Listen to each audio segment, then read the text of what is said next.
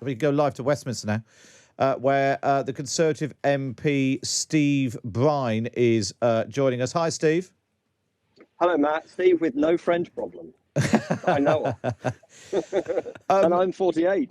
Steve, you don't look it, Steve. You don't look at Steve. You don't look at Steve. What's it like down there, Steve? How bad has this been for the Conservative Party?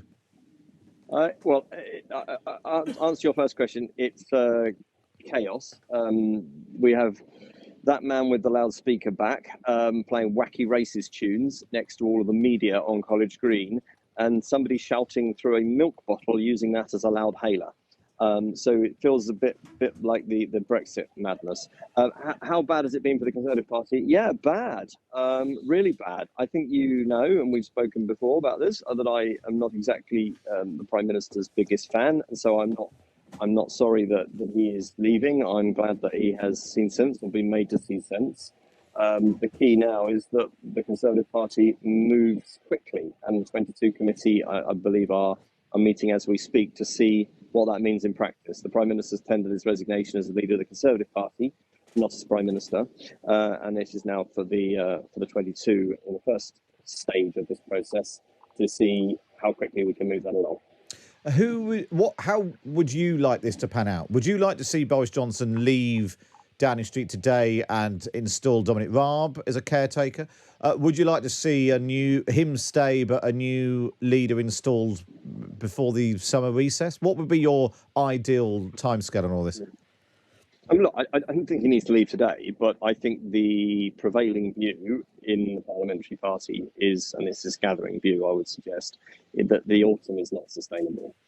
So whether that is the Deputy Prime Minister, who is the Deputy Prime Minister but for a reason, can step into the breach while we elect a new leader, then that is one thing. But I think what would be preferable is whether the parliamentary party can somehow coalesce around a unity candidate.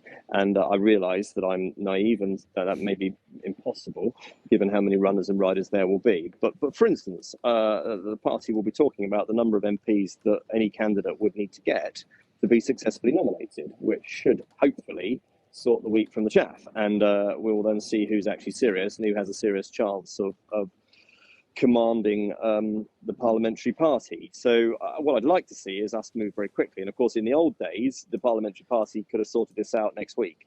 And then there would be a Prime Minister or car in and out of the palace next Thursday, Friday. You think that's really? So who, if you could choose, if the 1922 committee met this afternoon and said, actually, Steve Brine's a good egg, let's just go with whatever Steve thinks, who would you like to be that person who's installed by the end of next week? Okay, so you're very funny on that first one. But nobody has actually declared that they're running yet. Clearly, I was very much part of Jeremy Hunt's campaign last time. Suella Braverman has. You're not on her campaign? I think I'll just let the tumbleweed blow through Parliament Square as you say that, because I know this is a serious news channel. So look, I think we need to see serious candidates come forward, and what I'm looking for in those candidates, before instead of getting into names at the moment, what I'm looking for is somebody who's got integrity running through them, somebody who can clearly command themselves on the world stage, and somebody who puts the economy at the heart of their pitch, because that applies across Red Wall seats, across London, across the southeast where I represent. That is the bedrock upon which we build our church, and that's what I'm looking for in the new leader. You mentioned you backed Jeremy Hunt last time round. I mean, he's been pretty clear that as and when there was an opportunity, he would run again. He said that the Conservative Party had to be able to promise, funding for the NHS and deliver on tax cuts and growth. That sounds like he still fits the bill for you. Is he your current favourite? If he confirms his candidacy, he will be an incredibly strong candidate, and he will possess all the qualities that I have just listed. And I served with Jeremy at Health. I have seen him very close up in good times and bad, in crisis and not. And I know he has the temperament to do that big job, as do other people. I have clearly wanted the Prime Minister to go. And the argument that now is not the time and there's no obvious successor, well, I never bought that. That is bananas. John Major was hardly the prince across the water in 1990. There is a lot of talent within the Parliamentary Conservative Party, and if we start the contest as we now have, then there will be some incredibly talented people that will emerge, and we will get a very good Prime Minister out of it, and we can get on dealing with the domestic issues, the international issues, and actually the very strong manifesto that we were only elected on a few years ago, which is still, to my mind, valid, radical, and needs to be got on with. Steve Brine, Conservative MP, thanks so much for joining us live from Westminster there to give us his reaction to what's going on and basically throw his weight behind Jeremy Hunt.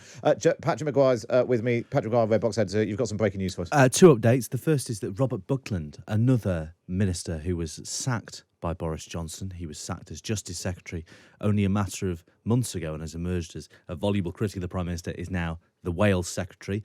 Another thing, another long-term ally of Boris Johnson, Jake Berry, who's fallen out with the Prime Minister in recent months, chairman of the Northern Research Group, has just briefed that he himself is considering a run. A source close to him tells the Times' Jerry Scott he appeals to people because he gets what matters. He's the only well-known member of the party.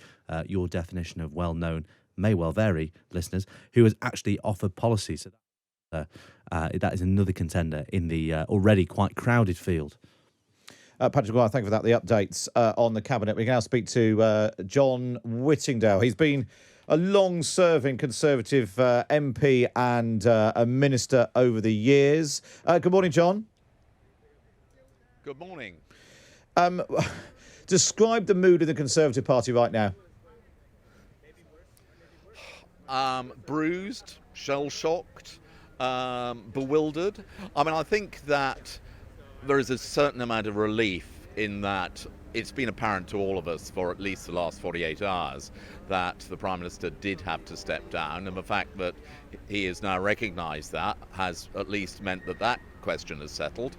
But it raises a huge number of other questions, such as which ministers are still in office, whether or not you can turn the clock back a week and withdraw resignations. The government has to continue. We can't say, well, actually everything's on hold till a new leader is in place in the autumn.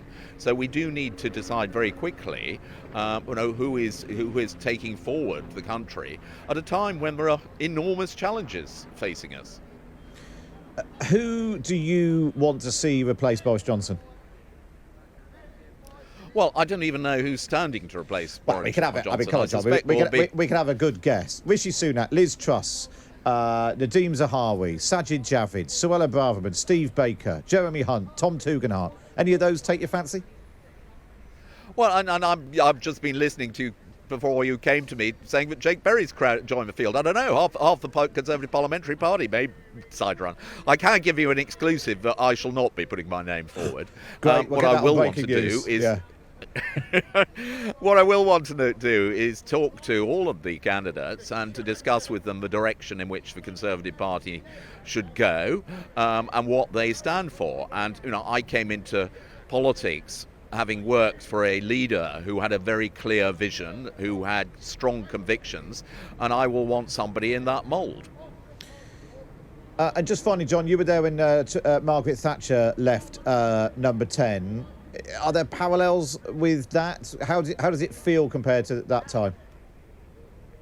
Well, the parallel and it's a close one, is that Margaret Thatcher reached the conclusion that she could no longer continue if she did not command the confidence of enough of either her ministers or her parliamentary colleagues. Now, that is, I understand, the conclusion that Boris Johnson has reached. I think it's sad that it took all of these resignations and the events of the last 48 hours. As I say, in my view, it was apparent as soon as the Chancellor and the Health Secretary resigned, but the outcome is the same.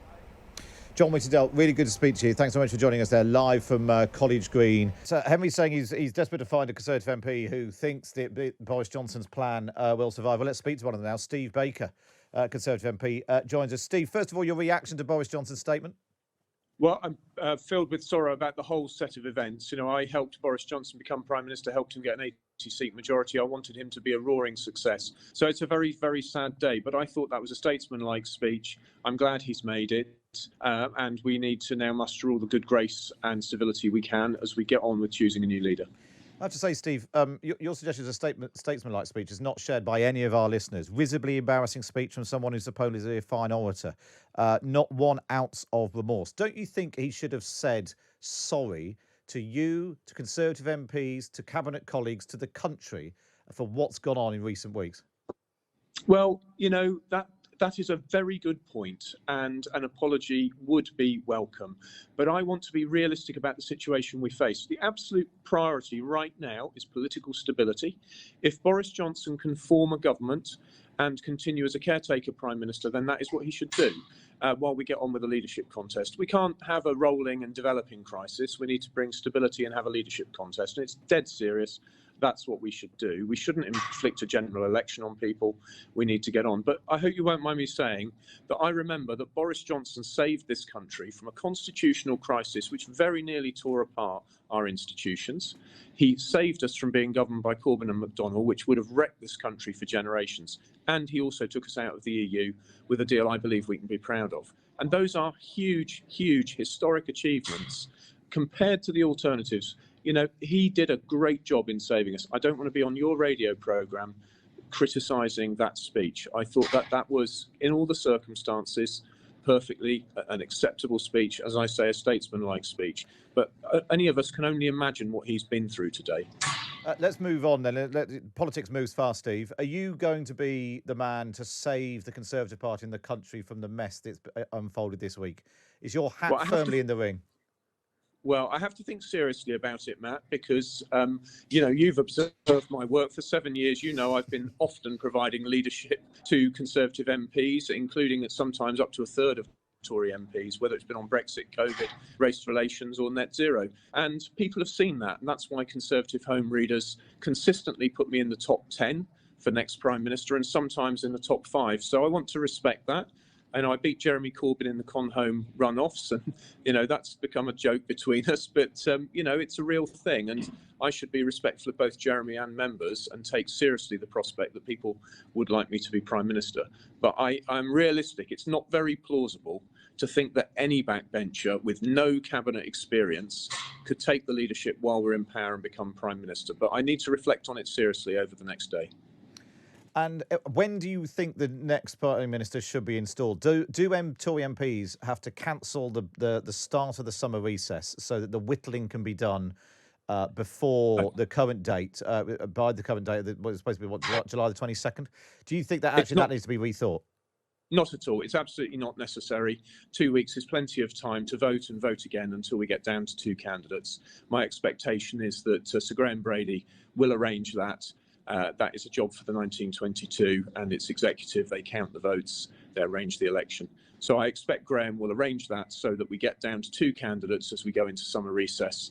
That will give everybody the opportunity to rest, relax, everybody's only human, and to go to party members in the country and ask, of these 2 candidates, who would you like as Prime Minister? Steve Baker, I know you've got a busy day right now. Thank you very much for joining us. Steve Baker confirming that he's at least thinking about throwing his hat into the ring. It's going to be a very busy ring, that.